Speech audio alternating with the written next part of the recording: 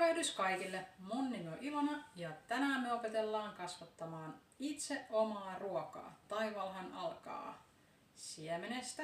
Mulla on täällä yksi kurpitsan siemen ja sitten me tarvitaan 1 litran astia. 1 litran sen takia, että kun se rupeaa kasvattaa juuria, niin silloin saman tien kunnolla tilaa laittaa juuria, koska me halutaan elinvoimainen kasvi, joka jaksaa tehdä satoa. Eli tämä maitopurkki me leikataan täältä aika ylhäältä auki, että me saadaan koko litra käyttöön. Sitten me täytetään se mullalla, ihanalla mustalla kullalla. Ja sen jälkeen sitten laitetaan tonne suunnilleen 1 senttimetri tai vaikka peukalon kynnen verran voit painaa tätä siementä sinne keskelle multaa ja peitellä. Ja sen jälkeenhän meillä alkaa kastelu.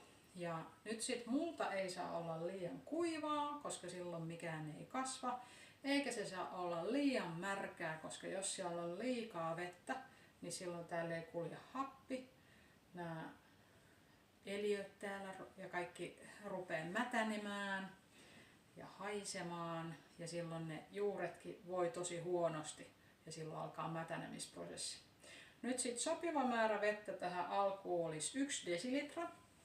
Eli kun meillä on litran verran multaa, niin tämmöiseen litraan menee 10 desilitraa. Eli semmonen ykkösluokkalaisen nyrkin kokoinen määrä vettä.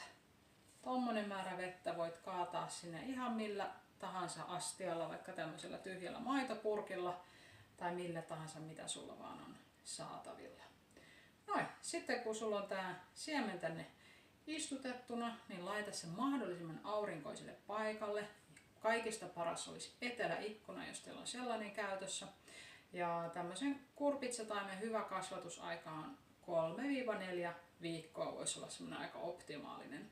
Totta kai voi se vähän pidempäänkin siellä kasvaa ja miksei vähän lyhyemminkin, jos on pienet sirkkalehdet tehnyt, niin sekään ei haittaa. Semmoisen voi myös istuttaa sitten ulos kasvimaalle. Ja sitten nämä kurpitsat istutetaan kasvimaalle joko toukokuun lopussa tai kesäkuun alussa.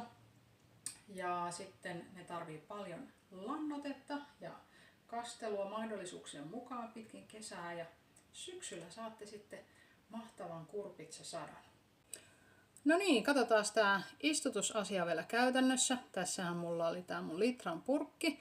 Laitan sen ylös asti, mutta sitä hyvä vähän tiivistää, kun se kuitenkin menee alaspäin kastellessa, niin sä saat tähän hyvän reunuksen, mikä auttaa sua, kun sä kastelet.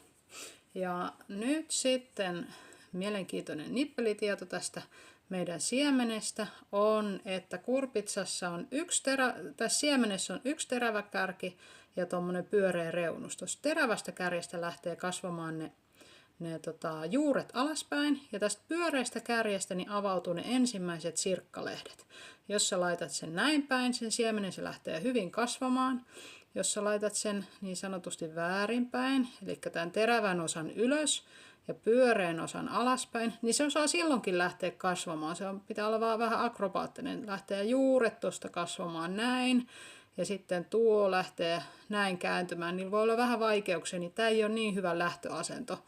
Tai sitten sä voit tehdä niin kuin minä teen, eli laitat tämän näin vaan vaakatasossa, niin tosta ne juuret lähtee kasvaa alas ja toi puoli lähtee kasvaa ylös. Tää on kaikista helpoin. Ja silleen me tehdään nyt, että tänne näin sormella mä vähän painan tänne istutuskuoppaa sen 1 sentin verran tai 1 kynnen syvyyteen. Sitten mä laitan sen tonne sen siemenen tonne keskelle multaa, noin. Ja sitten mä peittelen sen.